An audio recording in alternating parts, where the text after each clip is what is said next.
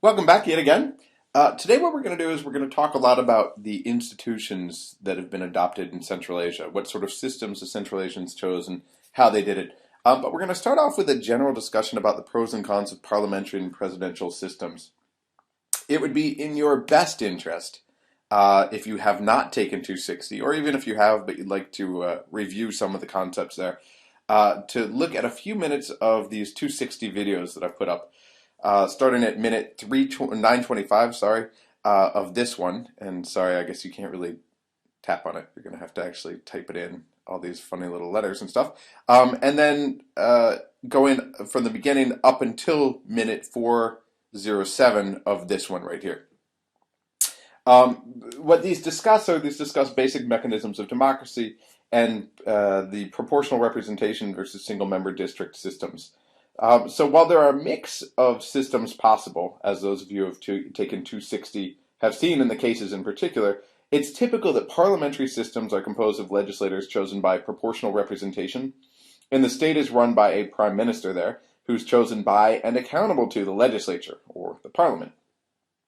The typical alternative, and again, speaking very broadly because there's so many mixes out there, is a presidential system where the legislature of the country is chosen in one election and then the president of the country is chosen in another one.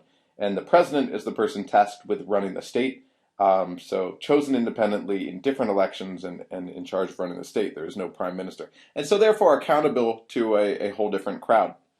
So again, I would recommend that you look at these just to make sure that we're all on the same pages. Just one page.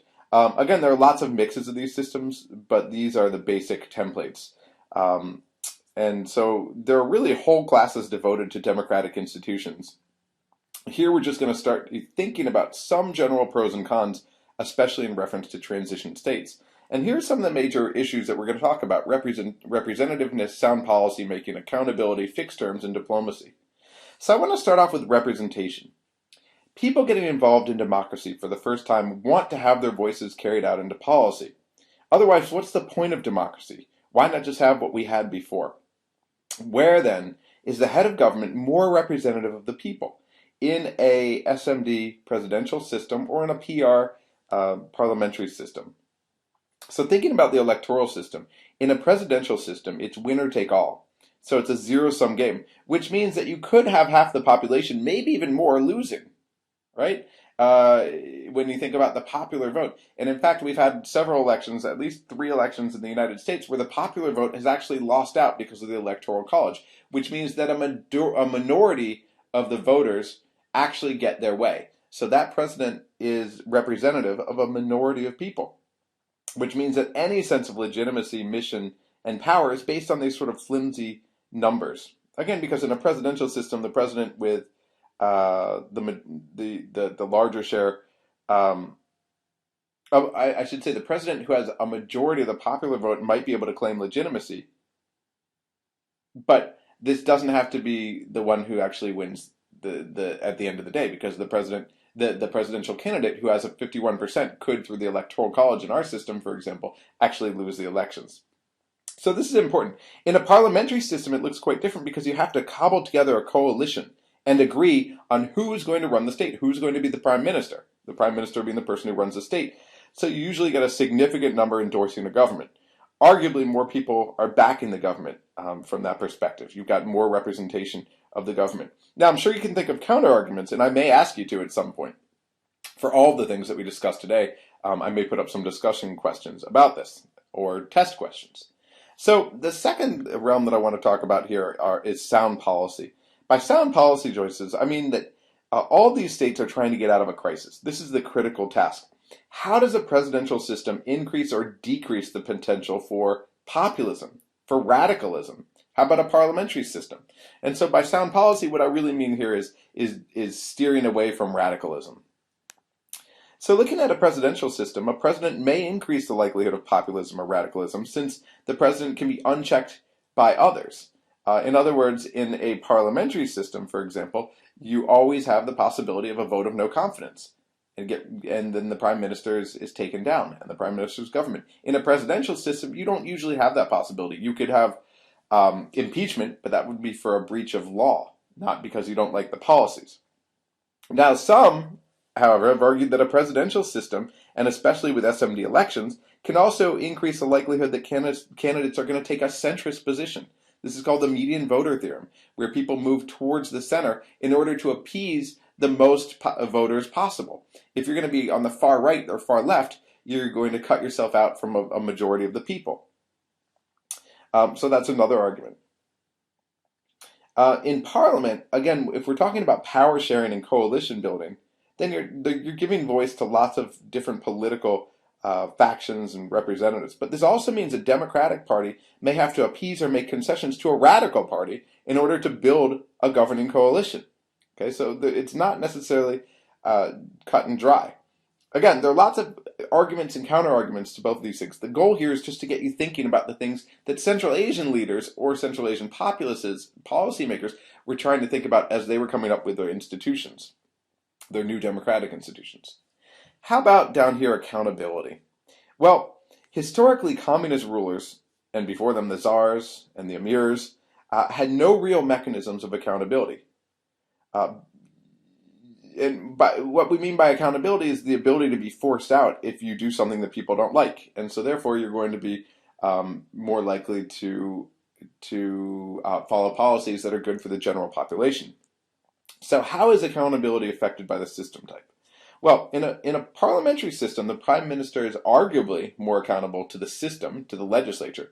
The prime minister can't use populism going over the heads of the party to keep him in power, because the prime minister has to work with these various groups in Parliament in order to maintain his or her position.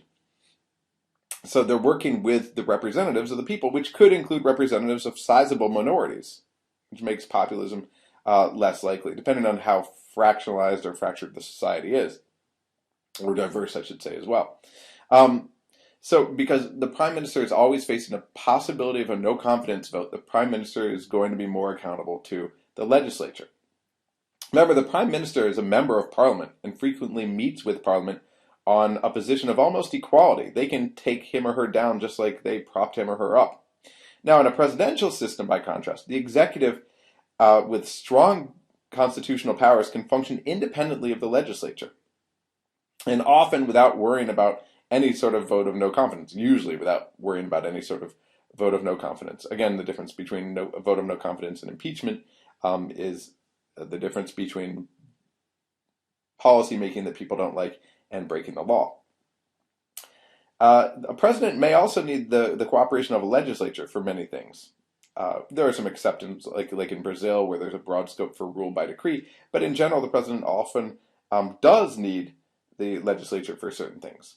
On the other hand, proponents of presidentialism would say that in a parliamentary system, there are primarily two branches of government: a prime minister and legislature, which are more or less one entity, and the courts. Well, in a presidential system, you have a formal and real distinction between the president, the legislature, and the courts. Congress, for example, has control over the purse strings in the U.S. Presidential system, and therefore can pursue different interests from the president, and is also accountable to a different constituency. So again, in terms of accountability, all these things come into play. Now, when we talk about the fourth thing up here, fixed terms, often we find fixed terms in a presidential system. Well, in a parliamentary system, you can usually rule for as long as your party continues to win elections or create coalitions. And this could be literally decades. So what are the advantages and disadvantages of fixed terms in transition states? Well, one of the advantages is that having a fixed term allows incumbents to make unpopular decisions, right? If you know that you are going to be in charge for 5 years, you're not going to be afraid to step on people's toes. Versus in a parliamentary system, if you know that you need every day, every week, you need the support of Parliament, and if you pass something unpopular, they might get rid of you, that changes the way the game is played. One of the big disadvantages, of course, is the discontinuity of the political process. You have these 5-year, 4-year, whatever the term is, cycles, and so you have these ruptures after a certain period, which you may not get in a parliamentary system, where you can have one prime minister or one party leading the way for years and years and years. Some of these things in the presidential system can lead to the focus on short-term goals, really ignoring the long-term needs of the country, since there's no chance you're going to be blamed for what comes later. Versus in a parliamentary system, if you're the prime minister and you want to maintain your position for years and years and years, you have to keep on pursuing policies that are going to keep you in power. Okay, different in a presidential system. So the motivations here are different too. Another problem with the parliamentary system is that the prime minister may shirk away from unpopular decisions. Okay, this is really just the inverse of what I was talking about a couple seconds ago with the president. So the president may shoot for these more short-term policies. Now, the last point I want to talk about here, sorry for repeating myself there, sometimes I speak in circles, is diplomacy. Diplomacy was critical to Central Asia as these various countries went off to make their debut in the world. So what makes for a better head of state? A prime minister or a president? Okay, so head of government is the one who actually runs the country. Head of state is the one who represents the country. Now, in a parliamentary system, the prime minister is the representative of a parliamentary consensus. So the prime minister is the head of state oftentimes, not necessarily formally the head of state. For example, in Great Britain, classic example, the Queen is the head of state. But everyone really knows that real diplomacy is conducted by the prime minister, who's also the head of government. So technically different. But what this means is the prime minister is sort of the head of state, but really acceptable to a sizable number of representatives of people. And often this may mean that a nobody, a compromise among political elites, who is unlikely to generate much of a pro or anti reaction in public, is the one who wins the prime ministerial position. So you can have someone who lacks charisma, who lacks leadership, the traits that people expect from a head diplomat. Now, when negotiating deals, prime ministers can actually speak with authority because all their cards are on the table. Their negotiating partners widely know what the prime minister can get away with and what the prime minister can't get away with. Right? Because the prime minister is accountable to parliament at any moment. Now, the president, as the head of state, but not necessarily acceptable to a sizable portion of the population, and often tends to be partisan. So the president represents the country formally, but in a partisan way, in the sense that he or she is not the product of some broader representative body continuously checking on him or her. Right? So when negotiating deals, presidents can speak with somewhat less authority because of the risk of involuntary defection. What we mean by involuntary defection is when the president signs on to a deal, but it has to be ratified by Congress, and the deal is blocked by opposing legislatures.